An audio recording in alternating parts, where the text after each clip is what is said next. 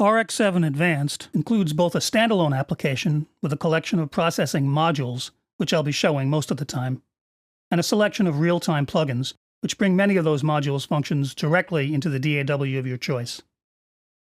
The standalone version is dominated by the central display, which includes both a traditional waveform view of the audio signal and a spectrogram view. A slider lets you favor one or the other. The spectrogram view represents the time, frequency, and amplitude of the audio signal. At the default settings, amplitude is represented by color hue and intensity, from darker blue, the softest parts of the sound, to bright orange, the loudest parts of the sound.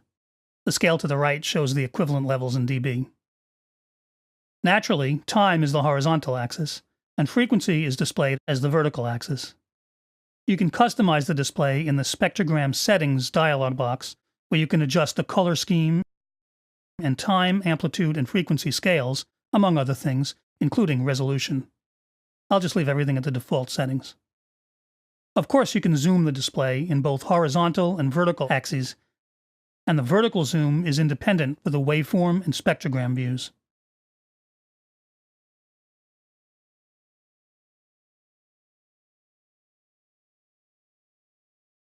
As you can see, this also affects the waveform display's independent amplitude scale. Option-clicking any of these controls will return them to their default settings.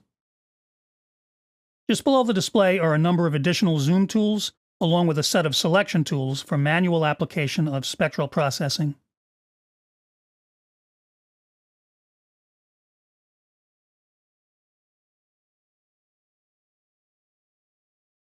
Normally, you'd make a selection or selections and then initiate processing, but the Instant Process option automatically applies the selected process as soon as you make the selection, speeding up the workflow for situations where you feel confident in your initial selections.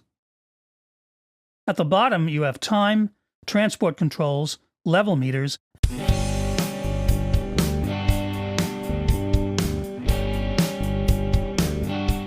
and selection readouts.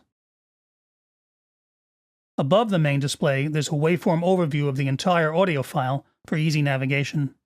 It includes a box indicating the section currently visible in the main display. At the very top are tabs for all open files. These can even be processed together, though with some limitations, thanks to composite view, which I'll cover at the end of the course. Finally, on the right is the list of processing modules. This is where you select the modules you want to work with, or set up a module chain for multiprocessing. Each module has its own control panel where you can preview the effect, pick myself up from the pavement, dial up and compare different settings, picked myself up from the pavement, and then, finally, hit render. If you decide to set up a chain, you'd create a chain of processors that you want to apply as a group. Plus adds a new module. You can rearrange them, bypass them individually, and open each one's control panel, all from the module chain window. RX7 adds a new feature, the ability to set a frequency range for each module in the chain. If you assemble a chain you want to reuse, like this chain that might be suitable for general dialogue processing, you can save it as a preset and recall it at any time.